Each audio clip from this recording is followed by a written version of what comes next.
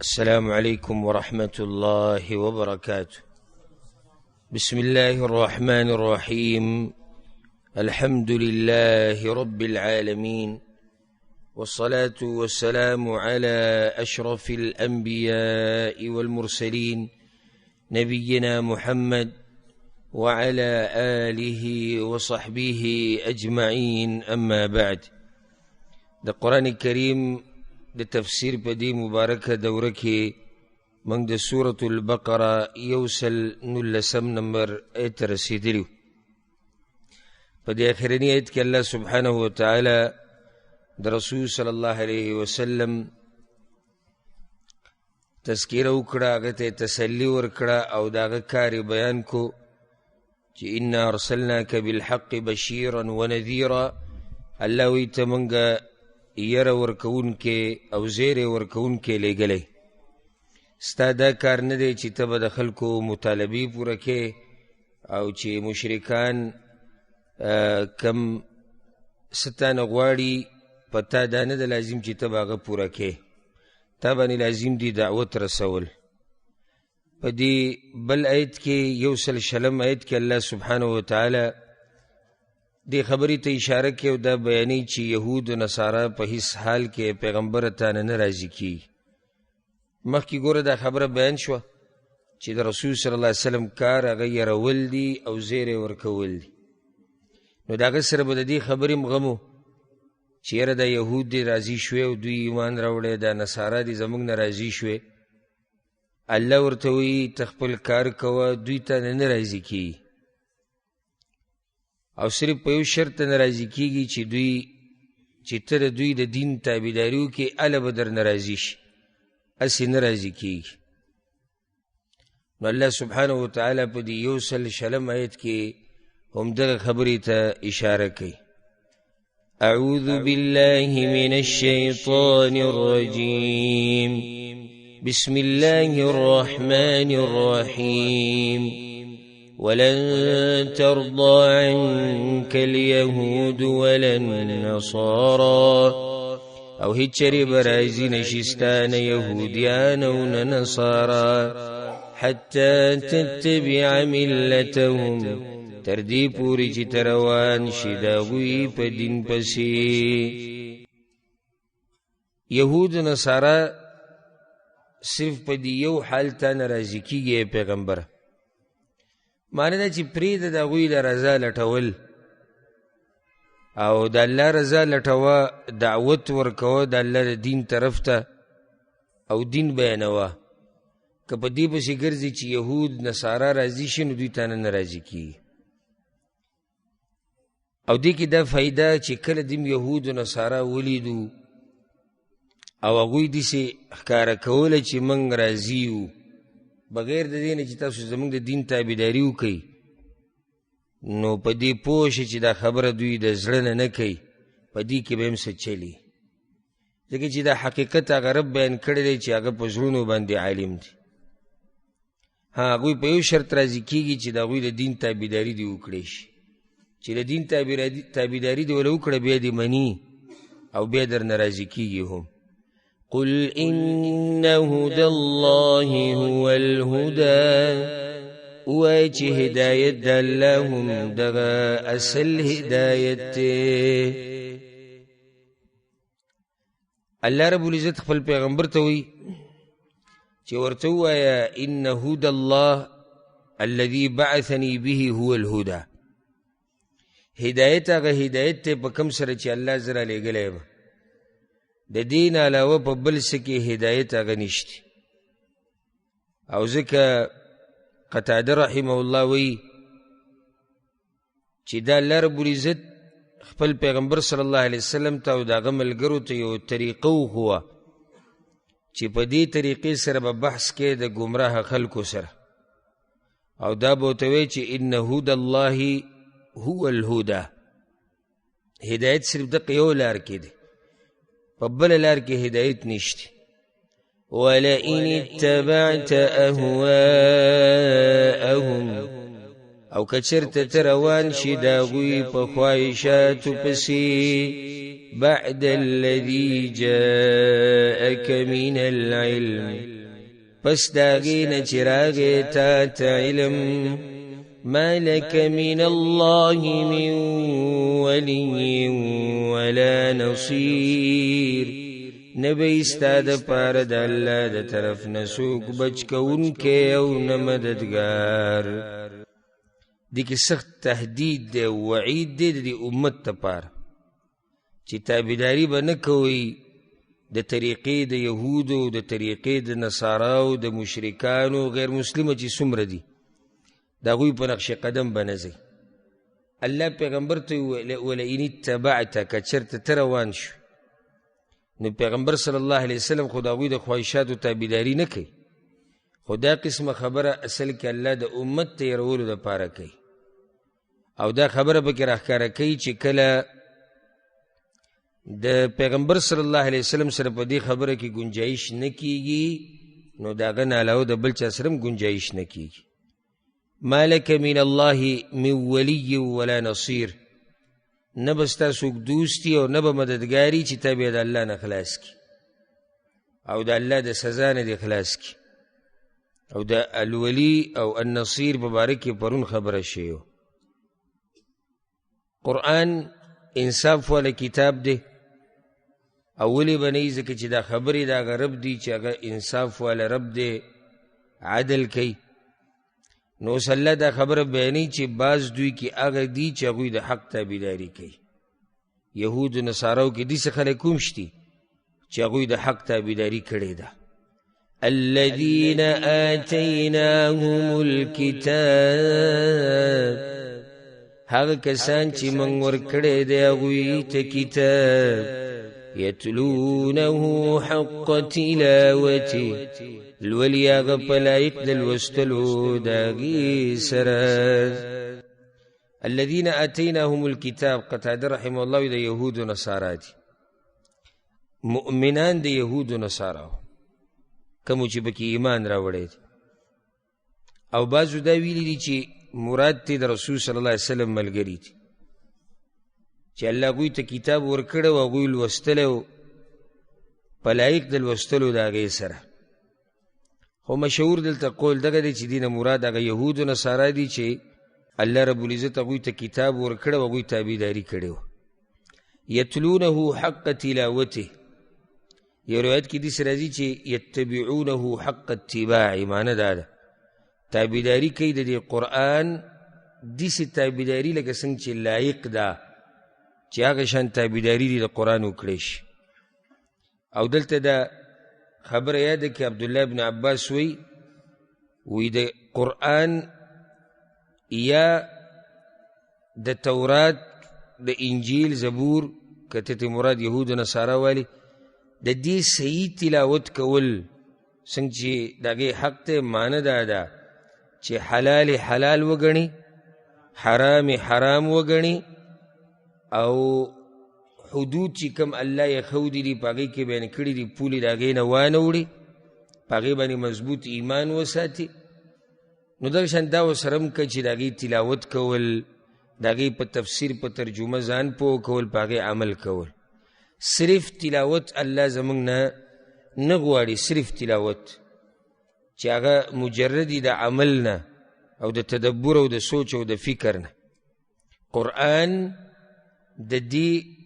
صحیح تلاوت داسې دی لکه عمر بن خطاب رضی الله عنه وی معنی د دې دا د یتلونه حق تلاوته وی چې کله د جنت په تذکره باندې تیر شي نو د الله نه جنت غواړي چې کله په جهنم باندې او د جهنم په باس باندې تیر شي نو په الله پورې پناه ونیسي د دغه جهنم نه او د دغه عذابونو نه او دا کار کم سړی کولی شي چې سوچ او فکر کوي چې سوچ او فکر کوي په قرآن کې او په قرآن باندې پوهی هغه سړی دا کار کولی شي چې په قرآن باندې پوهه نه سوچ او فکر نه کوي نو دته دا پته هم نه لګي چې دا باس د جنت روان دی دا باس د جهنم روان دی دا د عذاب روان دی دا د الله د رضا روان دی د الله د غضب روان دی دا معنی ده یتلونه حق تلاوته اولئک یؤمنون به دغه کسان ایمان لري په دې قرآن باندې.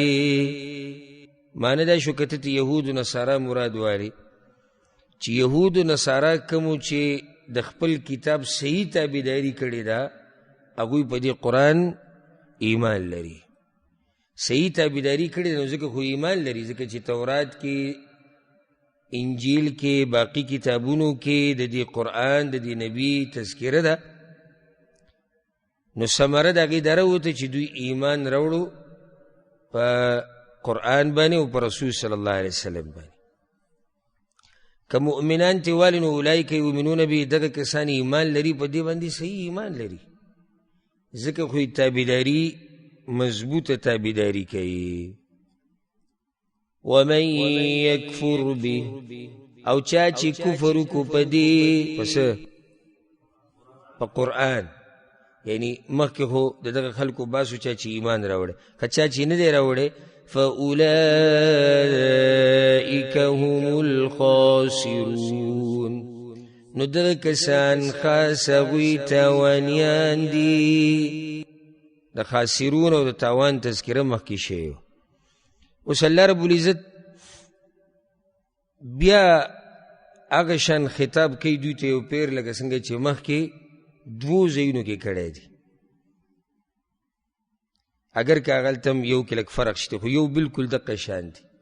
یا بنی اسرائیل، ای اولاد د یعقوب علیه السلام، اذکروا نعمتی التي انعمت علیکم، رایت کئی نعمتون زماغ چی ما احسان کړی دی پتاسو، وانی فضلتکم علی العالمین، او یقینا ما تاسو غوره کړي په مخلوقاتو. دې سایت مخکې تیر شوی او هلته دې تفسیر او تفصیل چې د هغه بیان شوی. نو ګوره کله چې په دې منځ کې فاصله تیره شوه او فاصله راله، نو رب العالمین هغوی ته بیا هغه خبره رایاده کړه کومه چې د دې ټولو خبرو په اوله کې هغوی ته رایاده کړې، او دا چې رایاد کوي هغه نعمتونه الله وایي کوم چې ما درکړي دي تاسو ته. ځکه چې منځ کې خبرې ډېرې رالي، نو که د دوی نه دا خبره یېره شوي نو الله ورته بیا رایاده کړه هغه خبره. اعاد ما صدر به کلامه یا قصته، هغه خبره را واپس کړه بیا په کمی سره چې شروع کړي وه د دوی د تذکرې نه، د دغه ځینې د بني اسرائیلو باز شروع شوی. نو دلته الله بیا که خبره وکړه، بیا یې ویرولم، نعمتونه رایت کوي او ویرېږي. دلیل دی چې الله رحیم باچا دی او اسې چاله عذابونه نه ورکوي. غواړي دا چې دا مخلوق د عذاب نه بچ شي، خو چې یو سړی په خپله دې پورې نښتی چې ما ته د عذاب میلاو شوی او زری د عذاب حقدار شوی، نو فلا یلومن الا نفسه، دې دې صرف خپل ځان ملامته کوي، بل څوک نشي ملامته کول. ځکه چې الله خو هر قسم حجت قایم کړی، دلته دا بار بار نصیحتونه نصیحتونه، یعنې الله دې سم کولی شو چې د سره ورته نصیحت نه کول. او سبحان الله ګوره موږ سره پرون تیر شو چې دوی د الله دپاره بچی ثابتوي، دوی د الله ګستاخیانې کړي، دوی د پیغمبرانو کړي، د هغې باوجود رب العزت دوی ته نصیحتونه کوي او دوی یری دې دپاره چې دوی را واپس شي د دې خپلې ګمراهۍ نه او د دې خپل کفر.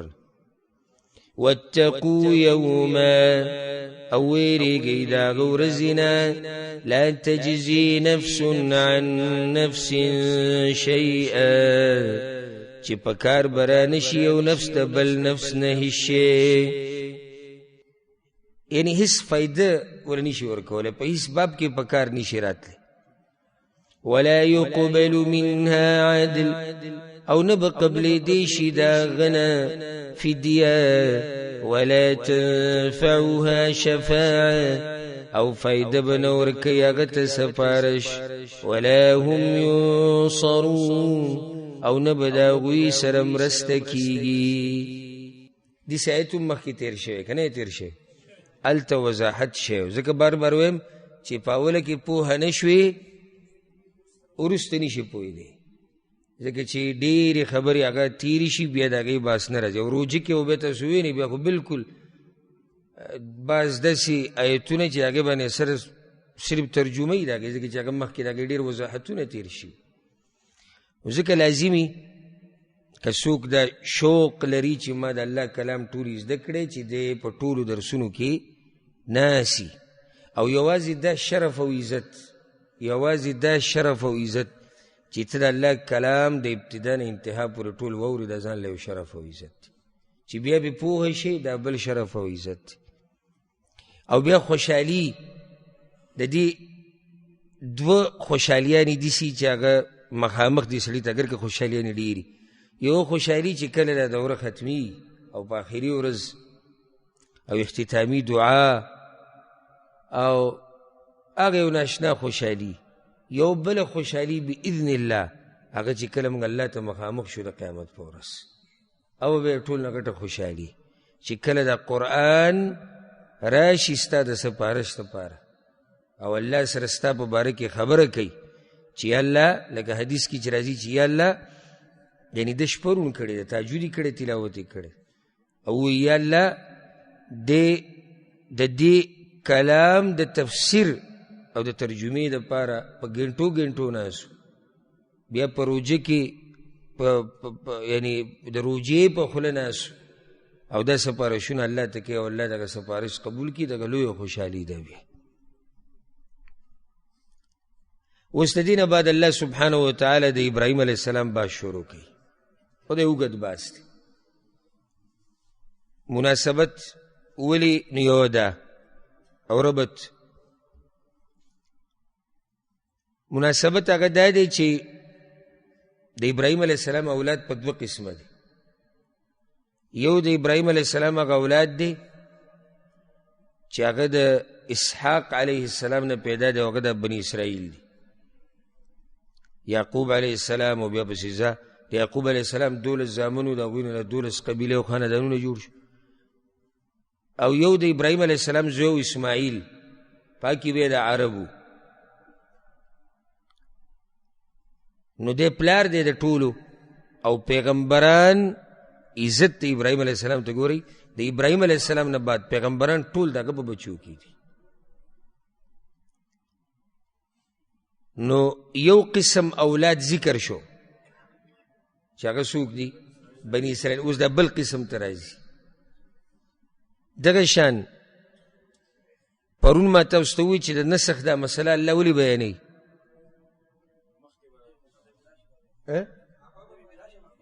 قبله به بدلیږي قبله بدلېدو ولا د الله ورته موږ تیاری ذهني نو چې د قبلې خبره ده نو د ابراهیم علیه السلام باز خو پکې لازمي ځکه چې د کعبې بانی دی نو دغه شان دوی به دا دعوه کوله یهودو وایي موږ د ابراهیم علیه السلام په دین یو نصاراو به وایي موږ د ابراهیم علیه السلام په دین یو مشرکینو به وایي موږ د ابراهیم علیه السلام په دین یو الله وایي راشئ نو د هغه د دین خو واورئ تاسو په مشرق یې او هغه په مغرب دی او سبحان الله ابراهیم علیه السلام هغه پیغمبر دی چې هر ملت دا دعوه کوي چې موږ د هغوی په لار یو هر امت والا داسې عزت والا الله ورکړه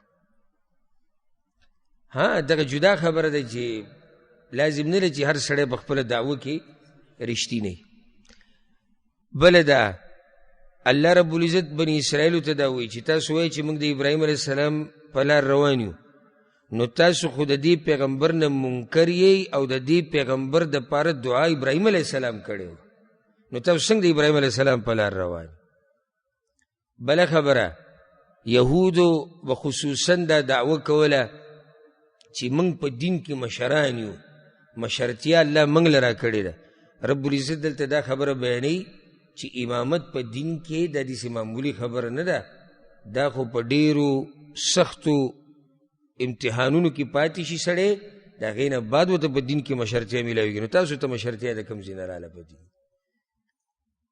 وَإِذِ ابْتَلَى إِبْرَاهِيمَ رَبُّهُ بِكَلِمَاتٍ او کله چې امتحان کو په ابراهیم علیه السلام باندې رب داغه په یو څو خبرو سره فأتمهن نو هغه دا پورا دا کړل. او یاد کا هغه وخت چې کله ستا رب امتحان راوستو په ابراهیم علیه السلام باندې په یو څو خبرو سره. دلیل دی چې د امتحاناتو نه بچ کېده دا نشته، امتحانات به لازم راځي، امتحانات په پیغمبرانو باندې راغلي دي. او لکه څنګه چې حدیث کې راځي چې اشد الناس بلاء الانبیاء، د ټولو نه زیاته سخت امتحانات چې راځي دا به پیغمبرانو باندې راځي، او بیا چې څوک د هغوی په نقش قدم روان. نو بغیر د امتحاناتو نه ژوند نه، بلکې د ژوند دی د امتحان دپاره. نو د هغه سړي په باره کې به څه وایو چې څوک ژوند بغیر د امتحان نه غواړي، ډېره بعیده خبره غواړي. ځکه چې دا طریقه د الله ده چې دنیا دارالابتلاء دارالامتحان، د امتحان او د ابتلا ځای. د علماو دې کې غټ اختلاف دی چې دا یو څو خبرې سوي چې الله په امتحان راوسته وایي. نو بعضو دا ویلي، عبدالله ابن عباس وایي چې امتحان مطلب د حج د اعمال الله ورته دې ویلي هغه پوره کړو. بعض وایي چې د طهارت یو څو خبرې ورته ویلي، لکه برید سپکول، خولې ته اوبه اچول، مسواک استعمالول، نوکونه واړه کول، ترخ نه ویښته لرې کول، ختنه کول، او طهارت او صفائی عموما. او بعض وایي چې د دین مراد هغه امتحانات دي کوم چې په هغه راغلي، لکه د نمرود سره مقابله، د قوم سره مناظره، د پلار سره خبرې اترې، اور ته غورځېده، هجرت کول، خپل بچې او بیبي په یو شړه ځمکه باندې پرېښوده، د زوی د حلالولو ورته الله ووایي. ځکه امام ابن جریر رحمه الله وایي هغه دې له ترجیح ورکړې ده، وایي راجح قول دا دی چې دې کې د ټولې خبرې دد نه راځي، د ټول امتحانات د الله وکړ. او ځکه بعض علما وایي دې نه مراد هر هغه خبره ده چې الله ورته ویلو چې ویې که، او هر هغه خبره ده چې الله ورته ویې مې کوه. نو دا ټول کلمات دي د الله. په یو څو خبرو سره خبرې دا وي چې بعض خبرې ورته الله ویلي ویې که، او بعضې ورته ویلي وي مې کوه. نو دا ټول پکې دد نه راغلي. الله رب العزت وایي فأتمهن نو هغه دا پوره دا کړل، پوره اداهن تامات، یعنی دی خبرو کې په دې امتحان کې دغه نه څه کوتاهي نه ده شوي، هر خبره د الله منلې ده او په هر امتحان کې کامیاب شوی ده. او را به شي سورة الصافات کې چې کله هغه ته اعلان د الله له طرف نه دې خبرې شوی چې ته په امتحان کې کامیاب شو. او الله رب العزت ځکه خو د هغه دا صفت ذکر کړی دی، و ابراهیم الذي وفى جميع ما شرع له یا ما شرع له. الله چې ورته څه ویلي هغه ټولې خبرې پوره کړې وي، نو الله وی هغه وفا کړې وه، وفادار انسانو، د الله په احکامو عمل کړو. اشاره دې ته هم ده چې ای یهودو، ای نصارو، ای مشرکانو، دعوی کوي چې موږ د ابراهیم علیه السلام په لارې او منئ د الله نه، خو د الله ټولې خبرې منلې. قال إني جاعلك للناس إماما، الله ورته یقینا زګر زون کې یم تعالی را د خلقو د پاره پیشوا. تا نه به څه جوړ کم؟ امام بدنه جوړ کم، دینی مشر بدنه جوړ کم. ځکه ما تاسو ته ووایي چې د پسې راتلونکي ټول پیغمبران د ده په اولاد کې، نو د امامتي ول الله ولې ورکړه؟ امتحانونو کې کامیاب شو، نو فایده سره ووته.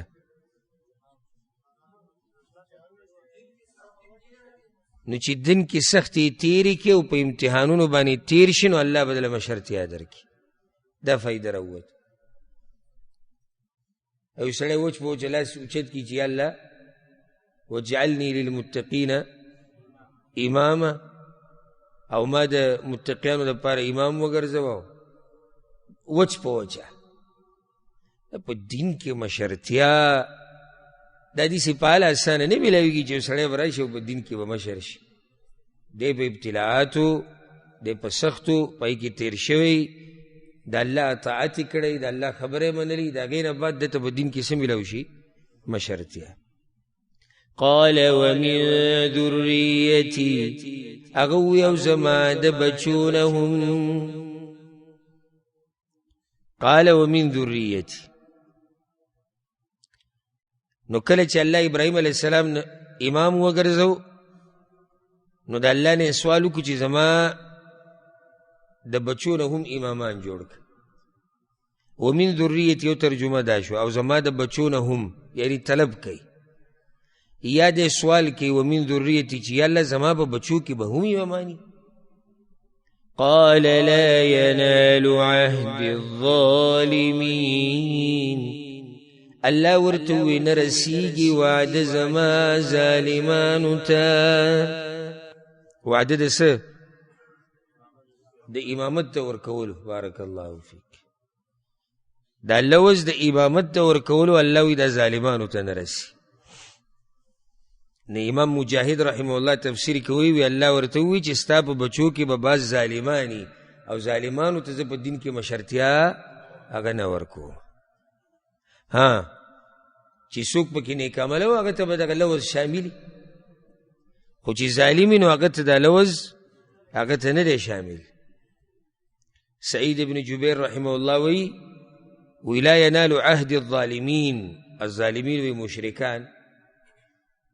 نو دی خلکو ته په دین کې مشرتیا نه میلاویږي. او د ابراهیم علیه السلام اولاد خو ټول نیک عمله خو نه دی کړ، وروسته قومونه جوړ شوي. ته بني اسرائیلو ته وګوره او بیا عربو ته وګوره،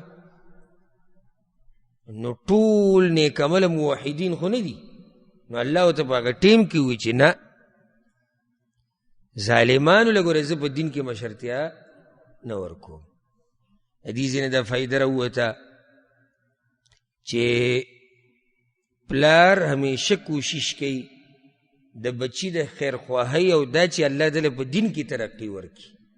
د دین سوچ کوه، د بچو د دین سوچ او غم کوه چې الله زما د بچی په دین کې مخکې بوسي.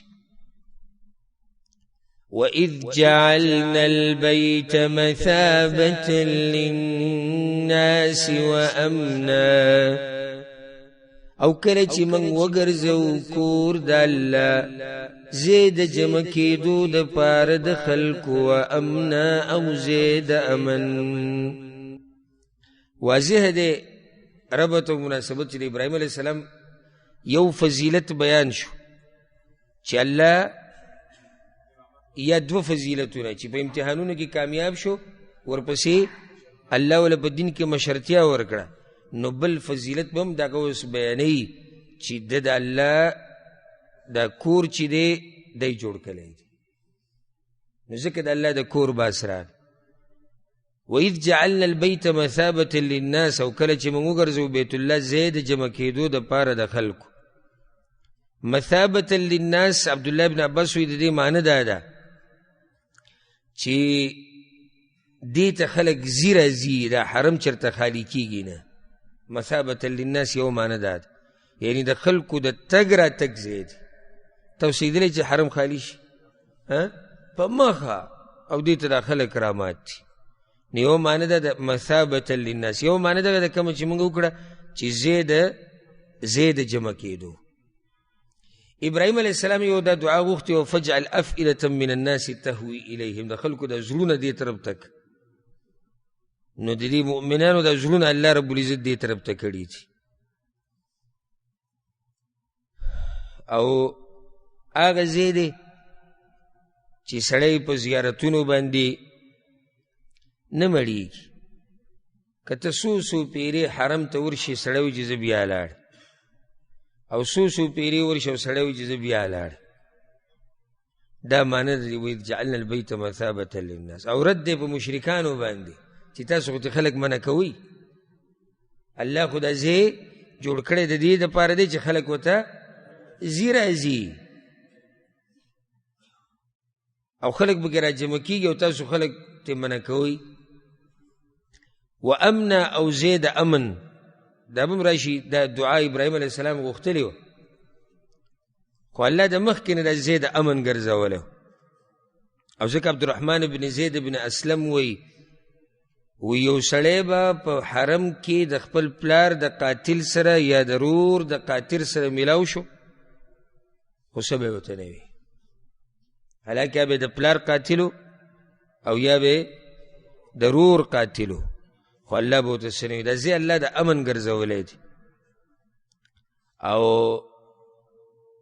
امام ابن کثیر وی جعله محلا تشتاق الیه الارواح، الله داسې یو ځای ګرځولی دی چې روح او ارواح د مؤمنانو ورته همیشه په شوق کې چې هلته لاړې او امن پکې هم دی او د امن باره کې نور تفصیل راځي انشاءالله. واتخذوا من مقام ابراهیم مصلی او ونیسئ د مقام ابراهیم نه ځای د منځه. معنی دا الله وی چې موږ دا خبره وکړه چې ونیسئ د مقام ابراهیم نه ځای د منځه.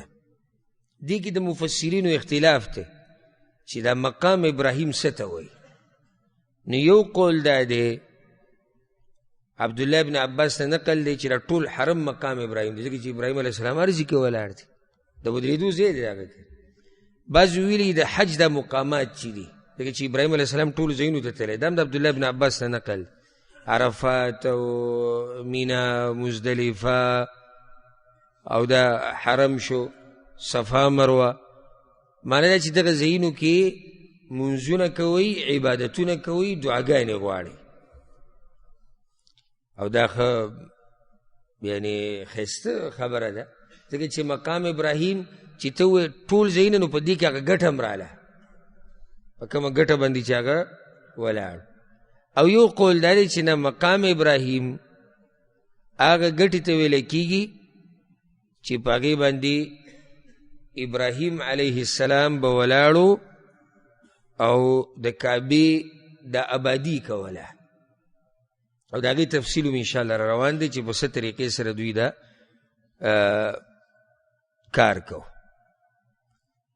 او حدیث کې داسې راځي جابر رضی الله عنه وی دا په صحیح مسلم کې شتي، په صحیح بخاري کې هم داسې یو قسم په دې معنی سره روایت شتي چې رسول صلی الله علیه وسلم چې کله طواف شروع کو نو اولنی 3 چکرو کې رمل وکړو زر زر تو، بیا په څلورو کې په آرام روانو، بیا په آخره کې مقام ابراهیم خواله ورغې او هلته د آیت وی واتخذوا من مقام ابراهیم مصلی. نو دا مقام د هغه او د کعبې په منځ کې او دغه ځای کې 2 رکعاته وکړو. نو بعض علما دا دلیل ګرځي وګورئ دې ځای کې مقام دغه کاڼي ته ویلی چې دا مقام ابراهیم دی. او والله اعلم دواړه خبرې صحیح دي، سره یو بل سره ټکراو خوري، دواړه صحیح دي. مقام ابراهیم یعنی ځای هغه ځایونه چې ابراهیم علیه السلام پکې په حج کې ودرېدلی، هلته موږ هم ودرېږو، هلته منځونه او عبادات کوو. یا مقام ابراهیم دغه کاڼی دی کم چې اوس په دې حکومت په دغه شیشه کې بند کړی دی. دا کاڼی دې دپاره و چې ابراهیم علیه السلام به په دې باندې ودرېدو. اسماعیل علیه السلام به وله کاڼی ورکو، ابراهیم علیه السلام په دې کاڼي باندې ولاړو آبادي کوله او دا یو معجزه و چې دا کاڼی به پخپله کته کېدو او بره کېدو. نو کله چې دی د کعبې د دې آبادۍ نه فارغه شو نو دا کاڼی د دې کعبې سره جوخ خوا کې کېښو او په دې کې د ابراهیم علیه السلام د خپو آثار بالکل واضح و، بلکې جاهلیت کې عربو دا خبره پیژنده، ځکه ابو طالب دا خبره کړې و په یو شعر کې وموطئ ابراهیم فی الصخر رطبه وموطئ ابراهیم فی الصخر رطبه على قدمیه حافیا غیر ناعلی. او د ابراهیم علیه السلام د خپو قدمونه، د ابراهیم علیه السلام د خپو آثار د قدمونو نښې هغه وی په هغه کاڼي کې تازه پراته دي چې پیزار یې په خپو نه و، خپې ابلخپې په دې کاڼي ولاړ وي. نو دا ابوطالب دا خبره کړې ده. معنی ده چې د اثار د دې ګوتو ده، د پوندو ده، دا بلکل سو بلکل واضح. او انس ابن مالک رضی الله عنه دا خبره کوي، وی ما په خپله په مقام ابراهیم کې دغه کاڼي کې د هغه د ګوتو آثار لیدلی و. خو بیا سی چلو شو، وی خلکو په لاسونه راښکودو هغې سره دا غیب شوی دی. او امام قتاده رحمه الله هم دا خبره ذکر کړې ده، وی الله وی چې هلته مونځ وکئ، دا یې نه دي ویلي چې مسحه کوئ. نو هغه دې خلکو دومره مسحه کړي چې هغه نښې یې څه کړې، هغه یې ترې ورکې کړي. والله دې حکومت له طاقت او توفیق ورکړي. نو دغه قصې نه دا خلک ټول دمه کړو. او بیا هم کوم چې دې قصو سره عادت دي، هغه به لازم خپل کار راښکاره کوي. نو بیا به دې شیشو پورې نښتي، هغه ښکلی لاړ شه ویې ګوره. خو دا شیشه خو د سعودي حکومت لګولې ده، نو د دې په ښکلولو کې څه دي.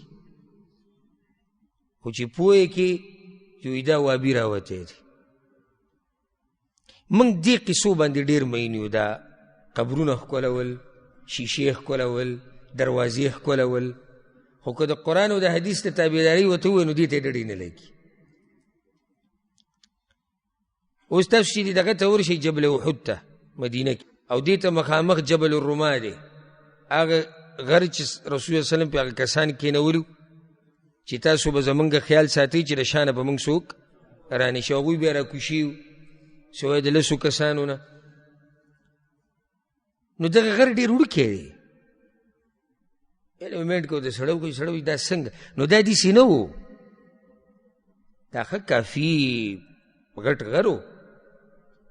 نو د هغه وخت نه چې بیا د خلکو به دې شروع کړې ده، کوم چې پکې بدعتیانو او په دې قصو مینو، وروسته دا فتنې چې په امت کې ډېرې شوې، نه دا خاورې ته خلکو وړي دي او دی سټلی دی او په دې لاسونه راښکودي. نو هغه غر د هغې سره کم شوی دی. او ته ټوله دنیا یو غر ته را دغه که چې راځي ورته، د دې سره څه کېږي؟ نو زمونږ دا خلک دغې دپاره اوس ته ورشه د غر نه عبرت واله دغه ځینه چې دلته یو غټ جنګ شوی، دلته سخت راغلی دی په رسول وسلم باندې، په صحابه کرام. د ده سوچ دې سره دی چې زه دې ځینه زه خاوره ویسم او ویې دې وړه خاوره. نو بیا څه دي په دغه خاوره کې؟ اصل عمل ته ضرورت دی، تابعدارۍ ته ضرورت دی. په دې کار نه کي چې ما خاوره راوړه د بقي نه. نو هر ځای کې ورته د حکومت ته کسان ودرولي او د اوازونه ورته کوي، غریبانانو په دې اوازونو باندې ستړي شي، مه کوئ مه کوئ، اخوا شئ دې خوا شئ، مه کوئ اخوا شئ دې خوا شئ. او رسول صلی الله علیه وسلم یو دا دعا غوښتلې وه چې یا الله زما د قبر نه میله مه جوړوه. الله ول هغه دعا قبوله کړې ده. داسې خلکو له دا حکومت ګوره اوس ورکړی دی چې میله جوړېده ورته نه پرېږدي. او دا چې زمونږ سره وی که نه، نو یو خو به دې ټکسونو ته کتلي وو، دویم د اوټلو خوا کې چې کومې اوټلې دي د هغوی دوکې به دې لیدلې وي، په خوراک په سامان کې به دې دوکې دړکې لیدلې وي. حاجیان د ویزو دا مسلې، د عمرو د ویزو دا مسلې، په دې کې به دې دوکې دړکې لیدلې وي. بیا به دې هلته قبر پرستي لیدلې وه، درګاهونه دربارونه به دې لیدلي وو، چرسیان بنګیان به دې لیدلي وو، باباګان مریدان پیران به دې لیدلي وو، د یا رسول الله چغې، د یا علي چغې، د یا فاطمه چغې به دې لیدلي وي، تورې چیړلې، شنې چیړلې، سرې چیړلې به دې لیدلي وي، لوګي به دې لیدلي وو. شکر د الله دی چې د دې قصو نه خلاص کړی دی. والله الحمدلله لاړ شه صفا ځای دی. د الله بندګي وکړه، راځه د بندګۍ نه دې څوک نه منع کوي. وایي جي موږ منع کوي، نه والله که د الله د عبادت نه دې منع کوي، منع کوي د الله د عبادت، خو تا به څه بله جاښه کړي ځکه به یې منع کړی. نه ما خو وایي څه نه کولی چې هغه دروازه مې ښکلوله وي، نو خو د دې نه منع کړی که نه. ته ما ته دا ووایه چې تا د عبادت نه منع کړي چې یاره ما سجده لګوله الله ته، او ما ته وایي چې سجده مه لګوه الله ته، یا ما د الله نه سوال کوو ما ته وایي چې مه کوه د الله نه. دې پکې څه شتي؟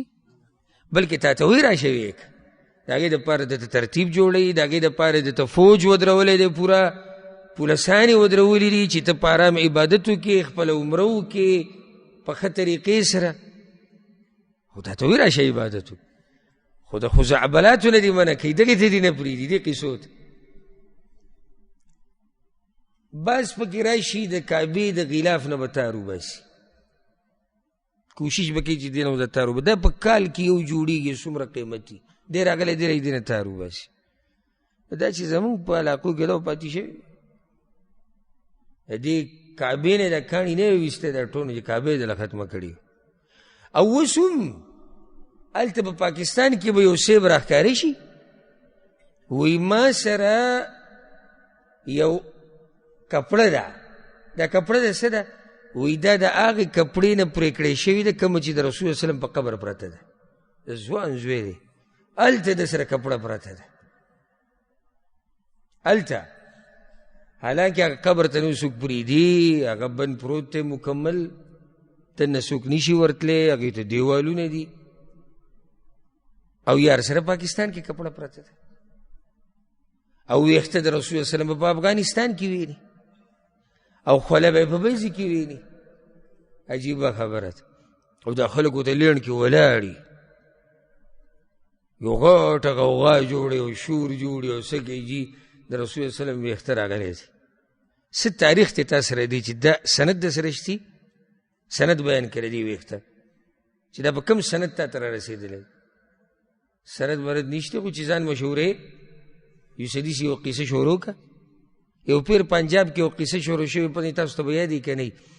وایي رسول صلی الله علیه وسلم راغلی و دې کور ته، یو کس کور دی او بیا تللی، او پای کې د قدم نښه پاتې شوې ده، او دا خلک ورمات، او قدم دومره دی دومره. اوس هم سرچ وکړئ یوټیوب کې به راوځي آثار د قدم د رسول الله وسلم په بر صغیر کې وګوره هلته. نو دومره خو یو هغه د خپې قدم دی، دومره د هغه خپه، او بیا د هغې نه وروره باقاعده جنګله تاو شوي ده او خلک ورمات دي.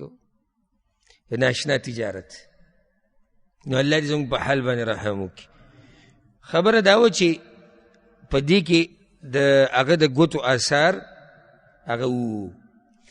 بیا ابراهیم علیه السلام دا کاڼې د کعبې سره نږدې ایښودی دی، بلکل د کعبې د دیوال سره لګېدلی و. خو بیا وروسته عمر بن خطاب رضی الله عنه دا کاڼې د دغه ځي نه دغه ځي ته راوړی دی، د کوم ځای کې چې اوس پروت دی.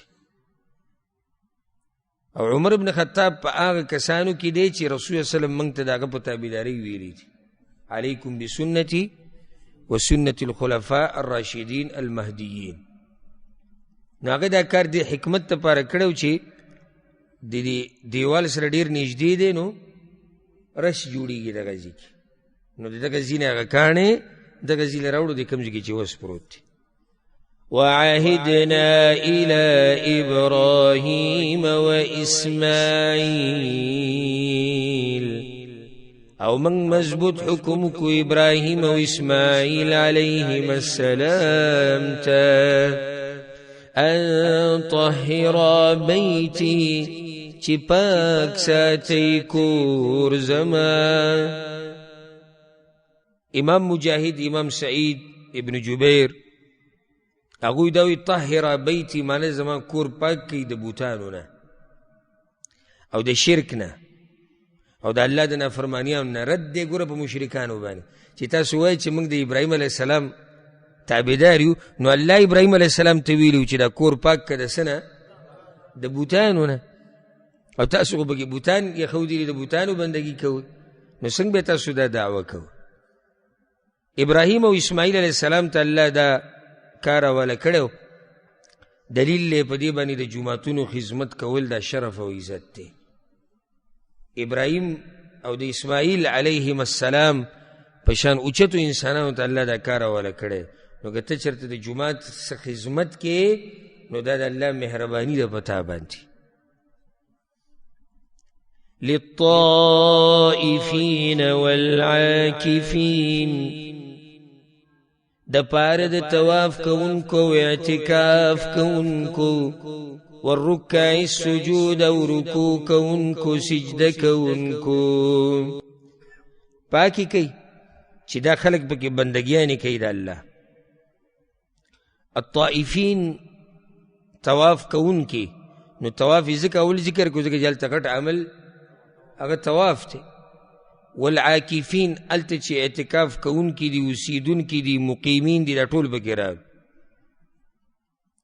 والرکع السجود او رکوع کوونکي سجده کوونکي دا یې په دې ذکر کړو ځکه چې هلته خلک مونځ کوي، نو همدغه درې اعمال هلته کېږي. خیال هم کړی که نه؟ طواف، اعتکاف، مونځ. په مانځه کې بیا رکوع او سجده په دې ذکر کړه ځکه چې دې کې عاجزي ډېره ده. د مانځه په ټولو کارونو کې عاجزي ده، خو په دې دوو کې عاجزي هغه ډېره زیاته ده. الله ورته وایي د دوی دپاره پاک. سورت الحج کې به راشي هلته الله داسې ویلي چې للطائفین والقائمین والرکع السجود. هلته چې دی نو دغه نه دی ذکر شوی ده، اعتکاف قیام ذکر شوی دی. نو هلته اعتکاف په دې ذکر نه کړو ځکه چې سوره بقره کې تذکره وشوه، نو هلته بیا ونه کړه.